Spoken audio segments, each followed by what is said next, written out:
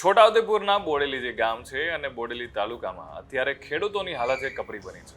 કારણ કે 11 મહિનાની કડી મહેનતથી એ લોકો છે એ પાકની વાવણી કરી રહ્યા હતા અને એમાં પણ એમને કેળીની જે ખેતી કરી હતી મોંઘા બિયારણનો ઉપયોગ કરીને, અને હવે એક નાનકડું એવું વાવાઝોડું આવ્યું છે અને વાવાઝોડાને કારણે જેટલો પણ પાક છે એ બગડી ગયો છે.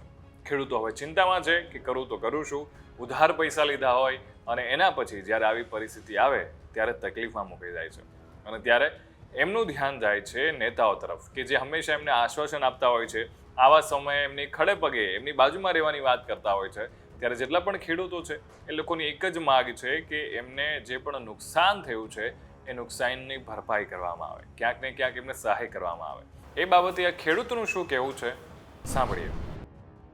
ખરેખર આ જે વાવાઝોડું વિકૃત પરિસ્થિતિમાં આવ્યું, ખરેખર ખેડૂતની જે દુર્દશા છે, આજે ખરેખર અહીંના સ્થાનિક કોઈ બી નેતા, ધારાસભ્ય હોય, જિલ્લા પ્રમુખ હોય, તાલુકા પ્રમુખ હોય, કોઈ બી આજે તમને ખેડૂતોને જે જનતા તમને ચૂંટીને પ્રતિનિધિ બનાવ્યા છે, એ પ્રતિનિધિ શા માટે બનાવ્યા? એક લોકોની સેવા અને દેખરેખ માટે. આજે આટલું બધું જંગી તોફાન એકદમ ભયંકર આવ્યું, આજે ખેડૂતોને પાયમાલ થાય એ રીતે પરિસ્થિતિમાં ખરેખર કેળાનો પાક નષ્ટ થઈ ગયો. ખરેખર ધારાસભ્યને બી વિનંતી, જિલ્લા પ્રમુખને બી વિનંતી, તાલુકા પ્રમુખને બી વિનંતી, ખરેખર તમે ખુરશી માટે તમે મત લેવા આવો કે જનતાની સેવા કરવા માટે? ખરેખર જો એમને લાગણી ખેડૂતની હોય, જે તમને ખેડૂતની લાગણી હોય ને તો ખેડૂત પાછળ તમે દોડીને આવતા હોય.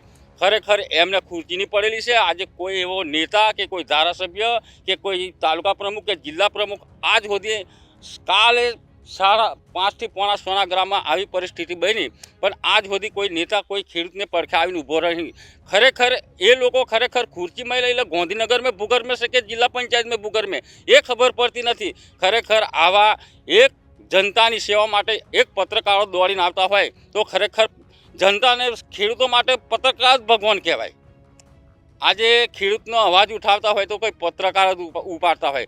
ખરેખર નેતાઓને એવું જાણવું જોઈએ કે ખરેખર આ વિસ્તારની અંદર આવી પરિસ્થિતિ છે તો ખરેખર અધિકારીઓને દોડતા કરવું જોઈએ. ખરેખર મામલેદાર છે, ટીડીઓ સાહેબ છે કે કલેક્ટર સાહેબને જાણ કરવી પડે કે એ જગ્યાની અંદર નિરીક્ષણ કરી અને ખરેખર ખેડૂતોને તાત્કાલિક લાભ મળે અને ખેડૂત કંઈક બેઠો થાય ને કંઈક એક કરીને પછી ખેડૂત પાછો કંઈક બીજો પાક કરીને જમતમ કરીને એનું પેટ ભરી ગુજરાન ચલવે. અમારે કેળાની પરિસ્થિતિ એવી છે કે આજે ખાલી 1.5 મહિનાની અંદર મારે કેરું, જો ખરેખર કેરું મારે ટાઈટ થઈને કપાતું તો 2-5 પૈસા ભારતો હતા. જે ખરેખર મેં જે દેવું કરીને જે ખેતીની અંદર જે ખર્ચો કરેલો છે એ બી આજે મારે વરવા તૈયાર નથી. ખરેખર આ આત્મહત્યા કરે એવો ઘાટ આવેલો છે.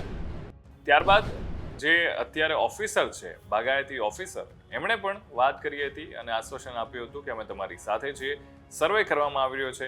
એમનું શું કહેવું છે જાણો આ વિડીયોમાં.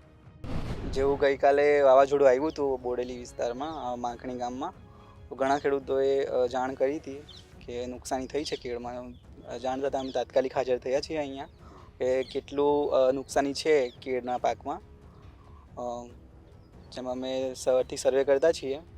એમાં 60 થી 70 હેક્ટર જેવું અત્યારે બોડેલી જૂથ, માખણી જૂથ ગ્રામ પંચાયતમાં સર્વે કર્યું છે. હવે જે પ્રમાણે એમને વળતર મળવા લાયક હશે એ પ્રમાણે એમને ખેડૂતોને વળતર મળે એવો પ્રયત્ન કરીશું.